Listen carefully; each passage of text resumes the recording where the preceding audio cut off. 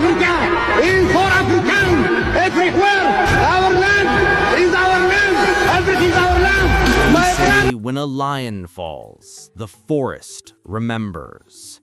And on October 20th, 2011, the world watched one of Africa's loudest roars turn to silence. Muammar Gaddafi, the man who once called himself the King of Kings of Africa, was dragged through the dust of his own nation. A man who built an empire of defiance was reduced to whispers and gunfire in a drainage pipe. But this was not just the fall of a man.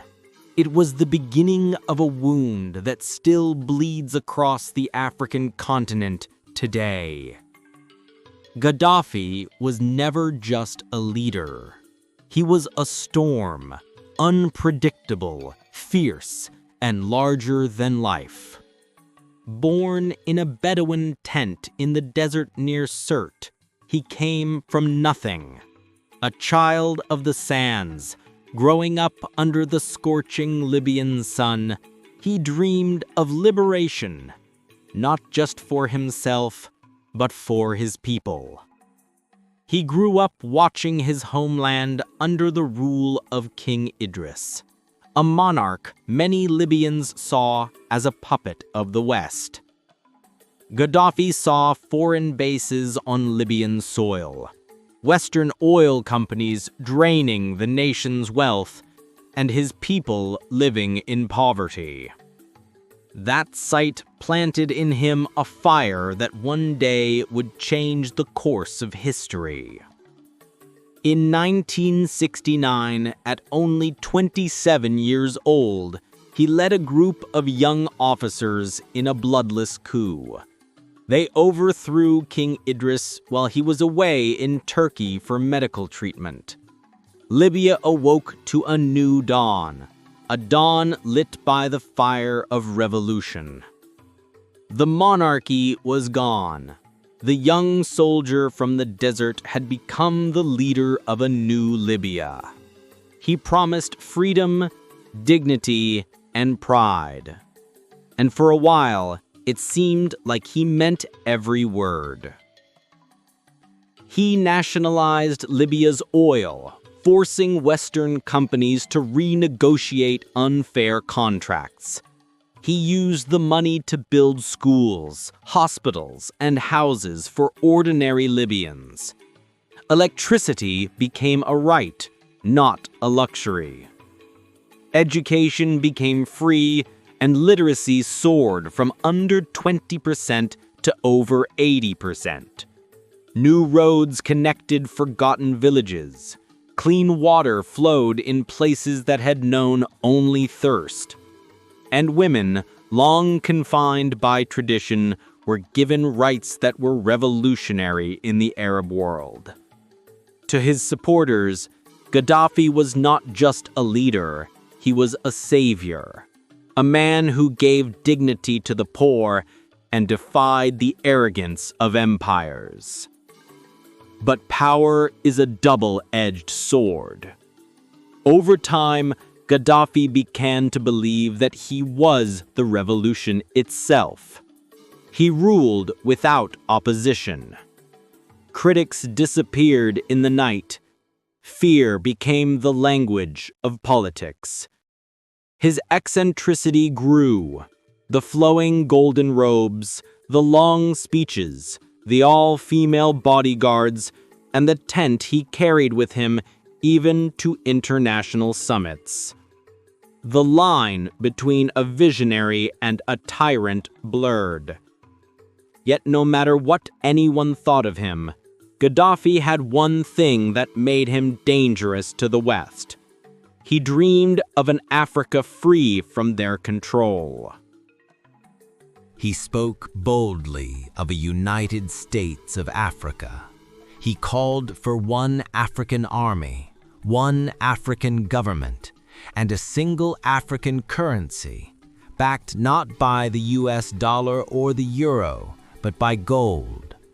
He wanted to create the African dinar, a currency that would make Africa independent of Western financial systems.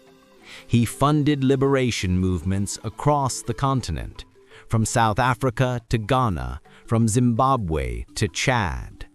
To the poor, he was the symbol of African pride.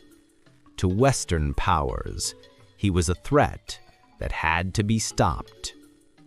By the early 2000s, his global image was changing. The same leaders who once condemned him began shaking his hand. Tony Blair, Nicolas Sarkozy, Silvio Berlusconi, they all came to Libya, smiling for cameras, signing oil deals, pretending to forget the past. But behind those smiles were calculations. They knew Gaddafi's dream of a gold-backed African currency could dismantle their control over African economies. He was tolerated, but never truly forgiven for his defiance. Then came 2011. The Arab Spring began with a fruit vendor's desperate act in Tunisia and spread across the Arab world like wildfire. Tunisia's dictator fell, Egypt's Mubarak fell, and soon Libya's streets began to rumble with protest. Ordinary citizens angry at corruption, unemployment, and decades of control began to rise. Gaddafi saw them not as his people, but his enemies. He called them rats, traitors, puppets of foreign powers. And in many ways, he wasn't entirely wrong. Foreign intelligence services saw an opportunity. An old enemy was vulnerable.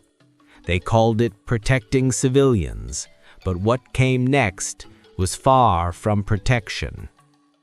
NATO launched bear strikes across Libya. American, British, and French warplanes filled the skies.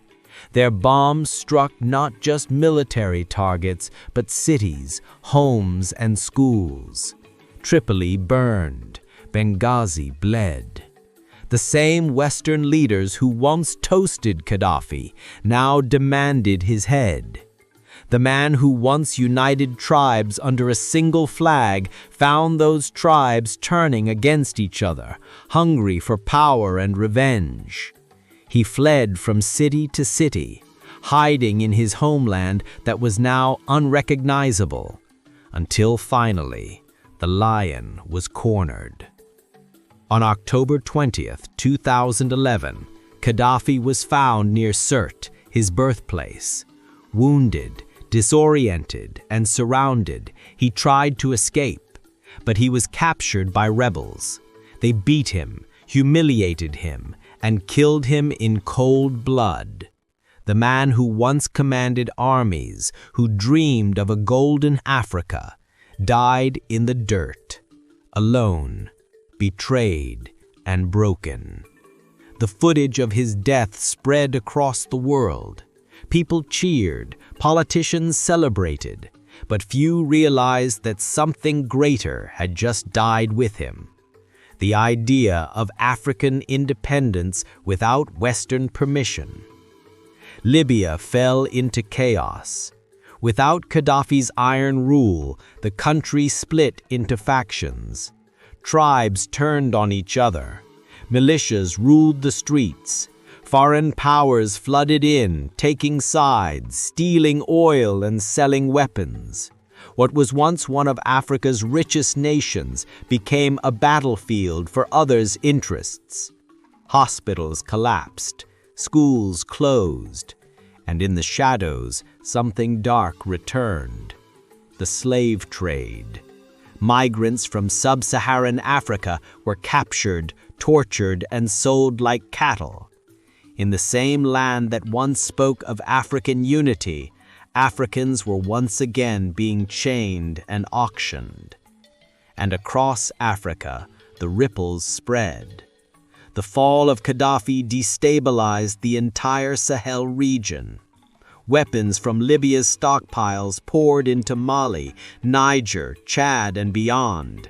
Rebel groups grew stronger, terrorism spread, governments fell, and the dream of a stable, united Africa seemed further away than ever. Many African leaders watched what happened to Gaddafi and learned a lesson. Never challenge the system too loudly. Never try to break free from Western control. Because if you do, they will call you a dictator, turn your people against you, and erase you from history.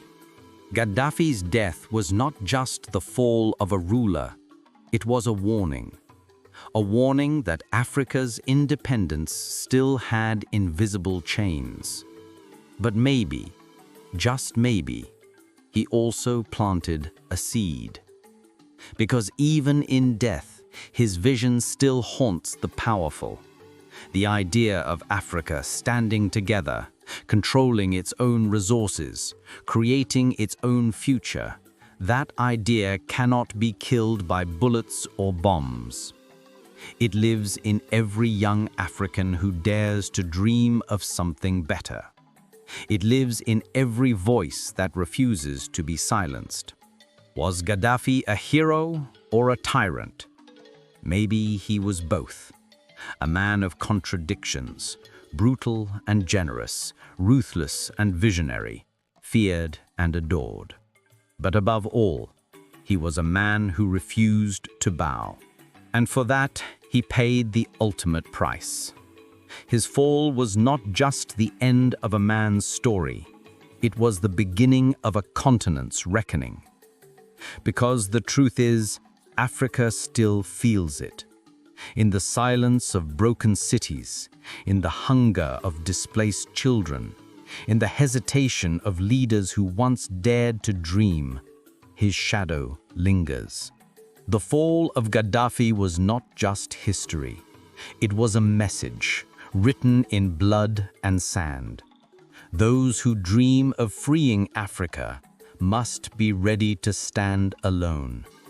And those who forget the cost of freedom will one day wake to find they have lost it.